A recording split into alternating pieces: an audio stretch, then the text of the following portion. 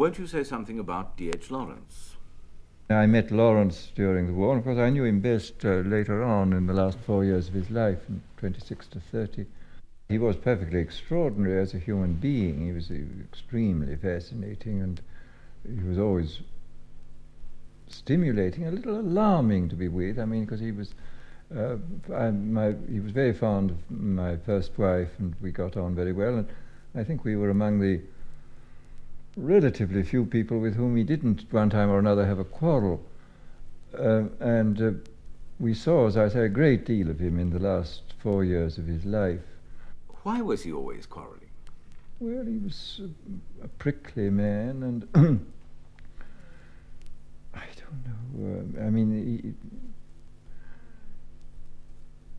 he somehow did it on principle, I feel. I don't know, perhaps that's wrong. I don't know what he... It was a very strange thing. He would sort of burst out in this curious way against people. But it was always a pleasure to be with him and to hear his comments on things, his reactions to nature and so on were always very, very fascinating. But some of the things he said seemed to me quite horrifying. For example, his resistance to the intellect. Well, of course, I never understood his anti-intellectualism, all the more so as he was an intellectual. I mean, as a young man, he'd been a great passer of examinations, and he had a great store of knowledge. He didn't really like to say so, but he did. He was very well read. Of course, one of the things I often speculate, what on earth would have happened if he'd lived on to a reasonable age? It is, of course, it's absolutely extraordinary to think that this man who died at 44 produced this immense volume of stuff which he did, some of which is very fine, I think. I mean, I do think the short stories and some of the long novelettes are most remarkable, and some of the longer novels, I don't think all of them are successful by any means, and some of the later poems I think are very beautiful. But it's amazing to think of all this having been produced by this man who died at 44 and was sick for a great deal of the time. But where would he have gone from the point that he was at when he died? This is a very interesting speculation. I don't think he could have remained where he was, because, I mean, there's a certain ambivalence, even in a book like The Plumed Serpent, where he's inviting us to go back to the dark gods and the blood and so on. But in the next breath he's saying how awful the Mexicans are because they're so slow and unintelligent and so on.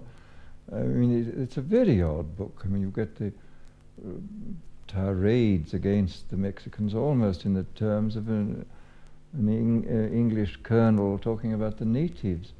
In the next breath, you get then these tremendous invitations to sink yourself in the blood. So that there was even then a kind of ambivalence. I think he would have come round to what seems to me a more balanced view. I mean, this whole thing that we have to make the best of both worlds. I mean, both worlds are in us. We have the world of blood and the dark gods. I mean, there was this curious, how many years was it? I mean, well, it was 8 years of wandering between 1918 and 26 when I didn't see him, because he was wandering all over the globe then, hoping to find this kind of promised land, which was obviously not there. I mean, he was very charming generally. I mean, he would sometimes sort of get cross, but he could be very amusing and entertaining. And he was happy. I mean, he was happy sort of sitting on a stone and look. I mean, very like, remember that poem of Wordsworth, Expostulation and Reply, sitting on an old grey stone, as he says. And of course, a lot of his life was spent in this way. And then he would get an urge to write, and then write for 18 hours a day. I mean, it was very extraordinary to see him at work. It was a sort of possession. He would rush on at this, his hand moving at a tremendous rate, and never correct anything, because if he was dissatisfied, he would start again from the beginning. His capacity for perception is I mean, it was a great pleasure and instruction, really, to go for a walk with Lawrence. I mean, the sort of way he perceived the world was so intense and exciting. The point is that you must have both. I mean, the blood and the flesh are there, and in certain respects they are wiser than the intellect. I mean, if we interfere with the blood and the flesh with our conscious mind, we get psychosomatic troubles. But on the other hand, we have to do a lot of things with the conscious mind. Why can't we do both? I mean, we have to do both. This is the whole art of life, of making the best of all the worlds. And here again is one of these fatal examples of trying to make everything conform to the standards of only one world, which is perfectly, seeing that we are amphibians, it's no good. These were perverse sides of him, there's no doubt about it. But and I think he would have sort of gradually emerged from this curiously one-sided view of life and attempt to make all life conform to one kind of a pattern. I feel now that, obviously the sensual side of man is of immense importance, but again, this is the question of making the best of both worlds. This is the problem is, how do we get it, reconcile it with consciousness? How do we become fully aware of it? How do we integrate it into our lives? I mean, this is the important problem. And of course, it's interesting to see what has been done historically in this field to achieve precisely this. I mean, this is the interest, for example, of such things as Tantra in India and Tibet. I mean, this is an attempt to find means whereby the spirituality, quotes, can be expressed and discovered in terms of the ordinary processes of life, including the sensual processes. I mean, this to me is the supreme doctrine now. I mean, the whole Mahayana approach of the summing up of the doctrine which says that nirvana and samsara are one, the world of liberation and the world of appearances are identical, provided you can find eternity within time. I mean, people like Blake knew all about this, and were attempting to do it, and this it seems to me is the essence of the art of life, that discovering these methods of finding, so to say, the absolute in the relative, the timeless in the temporal, the spiritual within the world of sense and matter. And I don't think it's impossible. I mean, I think that this is the whole art of living, which again, this is part of this thing which I feel to be supremely important, of making the best of both worlds, of finding out how to harmonize these disparate elements in the human being. And of course, if you had marriage as an institution and this other thing breaking in and smashing the institution, well then obviously you got into trouble.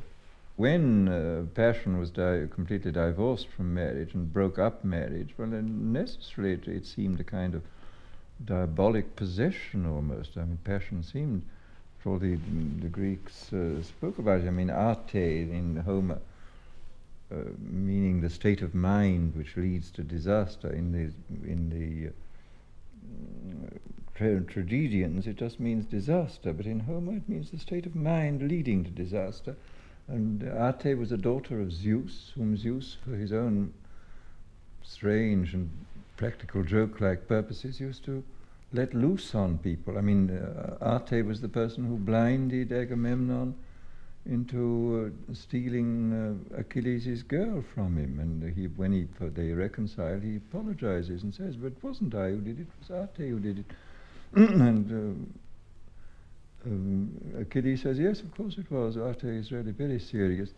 And if you had this idea, I mean, the sexual passion was just one of the manifestations which this mischievous daughter of Zeus, who could possess you, one of the ones that she imposed upon human beings.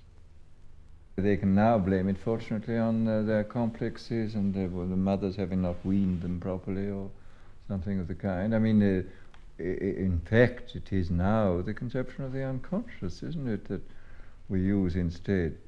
But we don't use, you see, what the Freudians don't use is the counterpart in Greek, in Homeric literature, which is menos, which is the divine capacity to do the impossible. You're suddenly filled with this sort of inspiration. I mean, even horses get it sometimes. I mean, a horse gets so much menos that he can gallop along at a terrific rate. And you get it in fighting, you get it in talking with people, and it is perfectly true. I mean, these uprushes of greater, more than normal, almost supernatural powers and capacities which are a fact of experienced life. I think these two conceptions are very interesting, and of course, until you have a clear conception of the unconscious, both on its negative and its positive side, you must have resort to these ideas of supernatural possessions. No, I mean, I think there's a possibility of sexual relations not involving powerful love, but involving sort of friendliness and playfulness. I mean, I think there are many stages of sexual relations which are also quite valuable interpersonal relations, although they may not be of the supremely satisfying quality. But obviously the relationship merely of a man who goes into a brothel and takes the first prostitute is a highly unsatisfactory relation. I mean, but it's possible to imagine relationships short of the highest a great deal more satisfactory than that. I mean, of a kind of many kinds of of relationships which do involve some degree of personal involvement.